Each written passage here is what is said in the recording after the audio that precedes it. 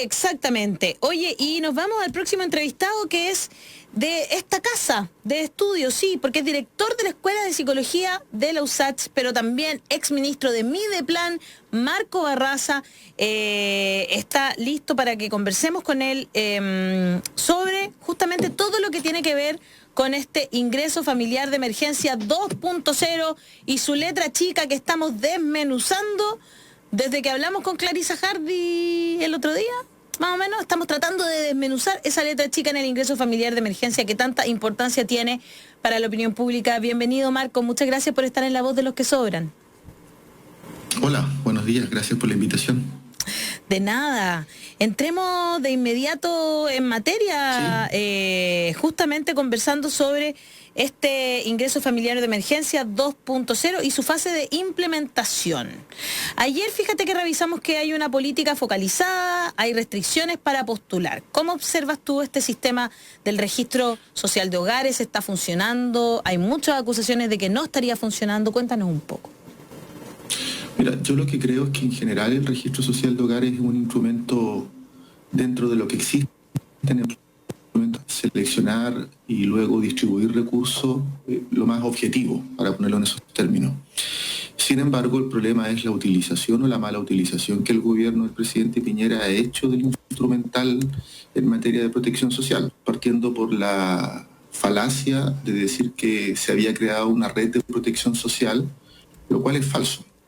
En los hechos, el sistema intersectorial de protección social, que tiene una data desde el año 2008 y que permite identificar a las familias y las prestaciones sociales que requieren, hubiese sido, en términos de institucionalidad, el mejor instrumento para distribuir y proporcionar protección social a las familias en el contexto de la pandemia. Sin ir más lejos, el subsidio único familiar, que es una transferencia monetaria que es por hijo, que dura 2 años, y que se incrementó en el gobierno de la presidenta Bachelet en el segundo de un 40 a un 60% de la población. Haber utilizado esa prestación, ese tipo de apoyo en términos de identificación de las familias hubiese sido mucho más provechoso para no excluir grupos de familias que hoy día están quedando fuera. A la inversa, lo que ha hecho el gobierno, tanto en el ingreso familiar 1 como en este ingreso familiar 2, es decir que es el registro social de hogares, pero en los hechos no utilizarlo. Y voy a explicar por qué. A ver. Porque en el artículo 1 del ingreso familiar de emergencia se establece que la barrera de entrada es tener registro social de hogares y estar con una calificación socioeconómica al 80% más vulnerable. Es decir, si el registro tiene del 73% de la población, vale decir más de 13,5 millones de personas, estamos hablando que si se estableció que era el 80% la barrera de entrada, podríamos decir que con tranquilidad podríamos llegar a 10 millones de personas.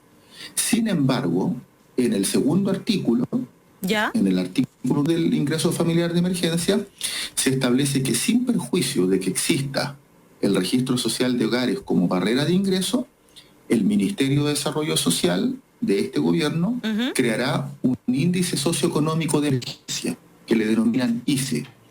Y es un instrumento que es distinto al registro social y que hiperfocaliza qué familias pueden obtener protección social y qué familias quedan reducidas.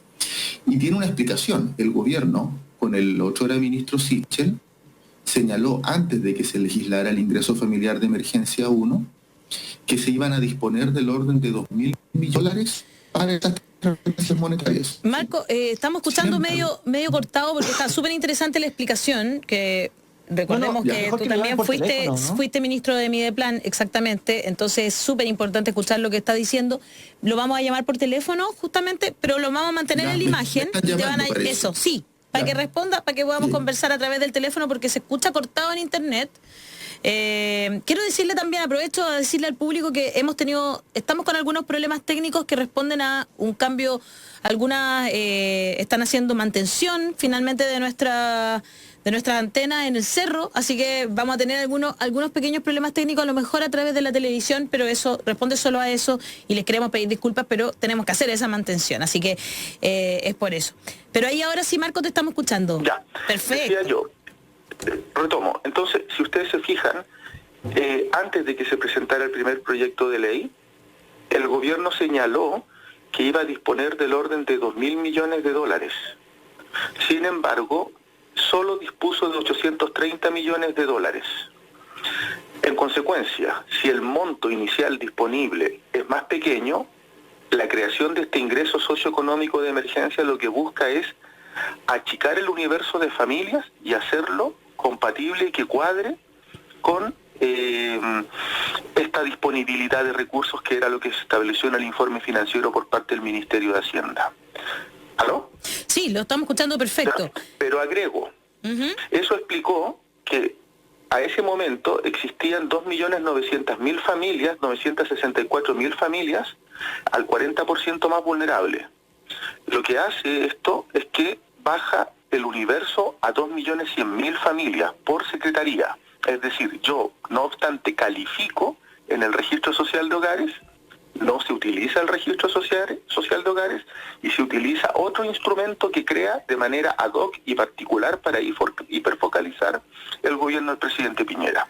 Y eso explica por qué se llegó a casi 1,5 millones de familias y no a los 2.964.000 familias que al menos están en el 40%, sin contar es como el otro 1,5 millones que está al 80%.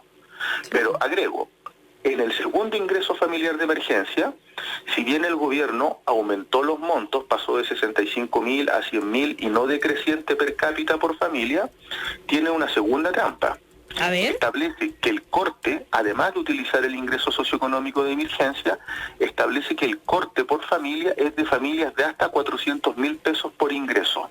Es decir, de nuevo se te dice, tú puedes tener el 80%, pero la letra chica lo que te está diciendo, pero tienes que tener un ingreso acreditado por ingreso familiar de 400.000 pesos como corte. Y eso deja fuera vastos sectores, cientos de miles y no millones de familias que no pueden acceder a la protección social. Por tanto, lo que ha hecho el gobierno en la práctica es construir una política altamente hiperfocalizada, equivalente a la política que se desplegó durante la dictadura para efectos de ayudas económicas. Porque, si se fijan ustedes, el acuerdo político que firma el gobierno del presidente Piñera con 3 partidos de la oposición establece que el principal instrumento de esta estrategia socioeconómica de protección para que las familias estén al interior del hogar es este ingreso familiar de emergencia. Oye, y el ingreso familiar de emergencia no llega a todas las familias. Me parece súper grave porque finalmente que esto vendría a explicar un poco por qué muchas de las personas están acusando hoy día, tanto que así incluso la diputada Camila Vallejo lo está investigando, ¿no es cierto? Está pidiendo una investigación. Hay muchas familias que acusan que fueron cambiados dentro del registro social de hogares, digamos. Exacto, sin saberlo, sin que haya cambiado nada, incluso con menos trabajo. Entonces, la verdad es que así podríamos entender un poco lo que está pasando, porque estamos hablando, si eran 2.900.000 y llega a 1,5 millones, es la mitad prácticamente, ¿no? El otro día en uno de estos medios de comunicación masivos se publicó en un diario que había un incremento de familias que estaban inscribiéndose en el registro social de hogares del orden de 500.000 familias, personas que nunca han sido parte. Y eso tiene es consecuencia de algo concreto. Si en el mes de marzo se contabilizó por parte de Microdatos de la Chile que existía un 15% de pobreza en el Gran Santiago, ciertamente que la calificación socioeconómica, si alguien estaba en el 80, es muy probable que hoy día esté en el 60, y si alguien estaba en el 60, hoy día esté en el 40%. Perfecto.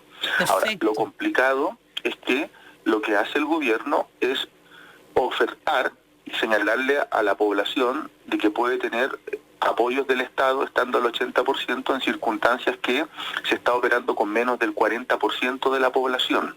Entonces, eso deja a vastos sectores de Chile sin protección social. Ese es el dato real. O sea, hay una mentira que se está impulsando y que tiene además una segunda variante, que es lo que señalabas tú, respecto de que hay familias que están denunciando y aparecen con una calificación socioeconómica que en lugar de haberse reducido, ha aumentado. Y eso es un dato que hay que despejar. Yo creo que ahí lo que han hecho, por ejemplo, la diputada Camila Vallejos de impulsar una supervisión, que es un mecanismo que establece el reglamento del registro social de hogares, es lo correcto para despejar si hay algún tipo de manipulación o algo, pero lo correcto es despejarlo. Claro. Lo correcto es despejar esto porque la verdad es que estaría quedando fuera muchísima gente. Mucha gente. Mucha gente. La pregunta del millón es, finalmente, a ver, ¿tú crees que había dinero como para llegar a más personas? O sea, ¿cuál es la idea? ¿Gastar menos? ¿No gastar toda la plata que habían dicho en un primer momento? Yo tengo la siguiente impresión. El gobierno, desde el inicio de la pandemia, articuló un discurso de que este no era una foto, sino que era una película, y había que ir viendo cómo se desplegaba la pandemia y los efectos que tenía. Yo creo que ese fue un mal razonamiento, porque desde el mes de abril ya existía presunción clara y antecedentes de que esto empeoraba, lejos de disminuir, y que el conflicto, la problemática sanitaria en términos del aumento de contagio ya estaba teniendo repercusiones severas en la estructura de ingresos de la familia, problemas de subsistencia, de hambre, de necesidad que se han extendido. Sin embargo, el gobierno, lo que yo creo que está evitando, lo de fondo, es que los efectos de esta pandemia se van a vivir en el plano socioeconómico más allá del 2020 y del 2021. Yo creo que esto puede tener impacto severo hasta el año 2022 en materia de cesantía, de bolsones de pobreza. De hecho, la CEPAL estima que para Chile la pobreza pudiese estar en el escenario más optimista en un 13,5%. Ojo, que hoy día está en el 7%. Okay. De acuerdo a la estadística. Y en el peor de los escenarios, en el 16%. Ese es un cuadro de mucha hambruna, de mucha exclusión, de mucha postergación. Y el gobierno sabe que si implementa un ingreso familiar de emergencia más parecido a una renta básica universal, pasaría con creces el periodo de la pandemia, porque los efectos devastadores en el plano socioeconómico se van a vivir por 1, 2 o 3 años. Y instalar hoy día un ingreso de esas características de renta universal sí es factible desde el punto de vista de los recursos. Yo no creo que haya ninguna duda. Si lo que pasa es que contradice el dogma neoliberal del gobierno. Y lo voy a explicar. Ajá, esto me parece interesante porque es lo que hablamos siempre, Danielo, ¿no? En Chile lo que tenemos es que si uno suma el Fondo de Estabilización Social y Económica, que son recursos que existen para emergencias, para catástrofes, para situaciones de conflicto en materia económica. Si uno suma los fondos soberanos fuera del país, si uno suma el Fondo de Estrategia Militar, tiene del orden de 25.000 millones de dólares, lo que el gobierno comprometió. Por eso yo no comparto el acuerdo que se firmó entre los tres partidos, estos tres partidos de la oposición y el gobierno, comprometió del orden de 12.000 millones, es decir, algo así como 5% del PIB. El Fondo Monetario Internacional, que nadie podría decir que es de izquierda o progresista, estableció que el promedio internacional de lo que se ha invertido en el PIB de los países para abordar la pandemia desde el Estado es del 10%. Y aquí se está proponiendo invertir, o se está imponiendo invertir del orden del 5% en 2 años, es decir, 2,5%. Es muy poco. El punto está en que Chile además tiene posibilidades reales de endeudamiento fiscal. Claro. Chile, en el estándar países OCDE, tiene muy baja deuda fiscal, deuda pública. Entonces, lo que se está imponiendo por parte del gobierno, ciertamente, es una solución en términos neoliberales que traspase los costos de la pandemia a las familias, a las trabajadoras, a los trabajadores, y no aborde el problema estructural, que hay una desigualdad brutal y atroz que se está acentuando en el contexto de la pandemia. Y lo digo porque es impresentable que Cencosud se haya acogido la ley de protección del empleo para despedir trabajadores y haya tenido disponibilidad para retirar utilidades por 80.000 millones de pesos. Esa es la magnitud del conflicto. Entonces, el acuerdo que se firmó lo que busca, entre otras cosas, por ejemplo, si uno mira sobre invertir recursos del Estado para grandes empresas, es un texto, un acuerdo que es absolutamente molde hecho para la TAM, por ejemplo, claro, que es invertir recursos sin la capacidad de que el Estado sea propietario en un porcentaje de esa empresa. Entonces, el problema acá es que el gobierno tiene herramientas, tiene posibilidades, pero claramente apuntan a la construcción de un estado de bienestar. Y en el contexto de la discusión constitucional, el gobierno lo que no quiere es generar condiciones para que haya más gasto público, o por ejemplo, porque la consecuencia directa es que uno se pregunta, y bueno, ¿y por qué no se le aumenta la tributación al 1% más rico? Eso, que parecía tan lógico, ¿no? Como que es lo clave. El impuesto a los súper ricos, que el impuesto a los súper ricos. ¿No? La reforma tributaria del año 2014 significó una recaudación de 3,2% del PIB, 3,2 puntos, y el 94% de esa recaudación tuvo impacto en el 1% más rico, y ese 1% más rico no dejó de ser igualmente rico por tributar un poquito más. Claro. O sea, perfectamente se podría tributar más y hacer que los costos de esta pandemia no recaigan en la familia, si eso es lo clave. Daniel. ¿Ministro? Sí. Exministro. Exministro. Ah, pero siempre será mi ministro de Desarrollo Social. Oiga, yo comparto todo lo que ha dicho, todo. Y lo que uno interpreta al final del día, como también lo decía nuestra entrevistada el otro día, ¿no? La señora Clarisa Hardy. La Clarisa Hardy. Sí, hay un problema. Acá lo que se hizo por el gobierno es poner a disposición una cantidad de plata, no verificar cuáles son las familias que tienen problemas con más necesidad, y lo va a acomodar hasta que calce en sus 2.100 millones, ¿no?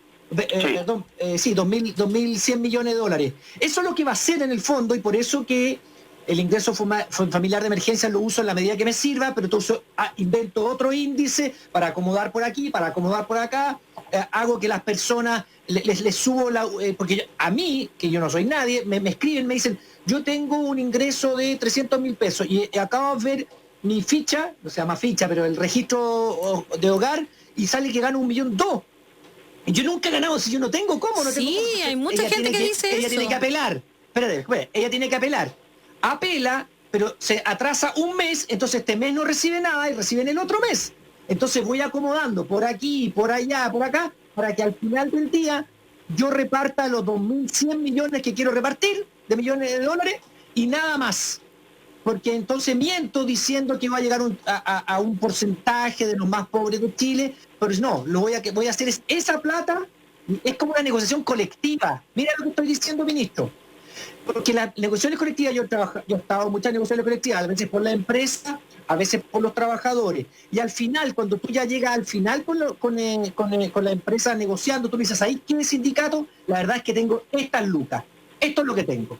Así que veamos cómo lo acomodamos. Si queréis lo pongo acá, si queréis lo pongo acá, si queréis lo pongo acá. Eso es lo que pasa en negociaciones colectivas. Lo damos en aumento de sueldo, le doy en beneficio de acá, un beneficio de acá, pero esta es la plata que tengo que darte. Lo tengo más. Y entonces ahí las partes lo empiezan a ajustar. Esto es como un poco lo mismo. Con mentalidad de una empresa, el gobierno dice, tengo 2.100 soy este empresario, millones. Claro, y lo voy a dividir entre toda esta gente. Entonces lo que voy a hacer es acomodarlo para que parezca que, pero voy a dar esos 2.100, no me pida más plata porque no lo voy a dar, lo voy a acomodar, voy a hacer índice, voy a mentir acá, voy a hacer acá, y al final es eso. ¿Por qué? Y ahí yo recojo muy bien lo que dice el ministro o exministro, hay una cuestión dogmática, es ir contra el sistema pensado del neoliberalismo. Por ejemplo, la otra vez escuchaba, y me interrumpe, ministro, por favor, y me corrige si es que estoy mal. ¿Por qué no quieren ir, por ejemplo, con la plata a la AFP? Ya sería una aberración, pero ya, ok. Por último, diga ya, que cada chileno pueda sacar un 5% de su AFP y el Estado se lo reincorpora de aquí a 5 años esa cantidad que saque. No, porque eso es contra el dogma, porque esa plata es que la plata que la pone la AFP la pone en el mercado, y el mercado hace andar el mercado con esa plata que le pasa. ¿Sí o no? O sea, es más de lo mismo, de ir contra el propio sistema neoliberal. Cortito, no, tengo que terminar el programa, chiquillos. Si Marco, perdón, cortito, si puede responderle a Daniel. Dos reflexiones que están asociadas. Yo creo que, a ver, Chile tuvo un cambio drástico y sustantivo desde el 18 de octubre en adelante. Lo que era conocido y sabido, pobreza, desigualdad, exclusión, asimetría de poder, un sistema político que no está conectado con los intereses sociales, se dejó sentir y se estalló el país con protestas, con desobediencia civil, y se instaló la idea, que en mi opinión es la idea que le genera optimismo y confianza a la gente, de que tiene que existir una nueva constitución. Y yo creo que todo transita hacia allá. La pandemia es otra crisis social que en mi opinión pone de manifiesto y agudiza más esas desigualdades, esa pobreza, esa exclusión y esa lógica de un sistema de élite política indiferente a las mayorías ciudadanas. El punto está en que el gobierno, desde el estallido social, se quedó sin agenda política neoliberal, y lo que ha intentado es instrumentalizar esta pandemia a propósito de revitalizar su agenda neoliberal, que está rechazada, que es negada, pero que el gobierno persiste a propósito de que hay condiciones de excepcionalidad, que la gente no puede estar en la calle. Mi punto es el siguiente: en esa pasada el gobierno le está haciendo pagar un costo gravísimo a la población, en contagios, en muertes, porque la gente que está muriendo es gente humilde, es gente que no tiene acceso al sistema de salud en condiciones de igualdad que una persona de altos ingresos. El virus puede contagiar a todos, pero genera más contagios en los sectores populares y más muertes en los sectores populares, donde hay problemas de habitabilidad, de vivir en términos dignos. Chiquillo, ahora, tengo que cerrar. Termino con una sola idea. Y en ello, el gobierno está jugándose una carta fundamental, que es no generar soberanía popular, deliberación popular respecto de lo que está cursando. Y en esto está echando por tierra incluso avances, porque está destruyendo la credibilidad de las instituciones. Por ejemplo, hoy del Registro Social de Hogares y del Ministerio de Desarrollo Social. Muy interesante. Esta es una situación que se enfrenta con mucha claridad y sabiendo que en el horizonte más próximo tiene que existir un plebiscito y un cambio constitucional. Marco te va a responder en el próximo programa, Estación Central, va a estar Cristian Monkever, así que ahí va a poder responder algunas de tus mismas palabras. Vamos a ver qué interesante va a ser eso, ¿no es cierto? Oye, nos muchas vamos, gracias, sí, Marco, nos vamos con... Muchas gracias a ustedes. ¿Quiere contarlos a ambos, antes que nos vayamos, que hubo un terremoto en México, epicentro en Oaxaca? Entre 7,5 y 7,7 dicen que fue, así que vamos a estar, por supuesto, me imagino, también en el próximo programa pendiente de esto. 7,7 sería la noticia de este sismo, 7,7 grados en Oaxaca, México. Con eso nos despedimos. Marco, muchas gracias, ex ministro de Mideplan, y esperamos que todo lo que dijiste... Un preclaro, porque me quedó clarísimo, lo que quedó clarísimo a la gente también es que una vez más están pagando los pobres, lamentablemente. En realidad nosotros, todas las familias chilenas, estamos pagando por un costo que podría estar el Estado asumiendo. Un abrazo.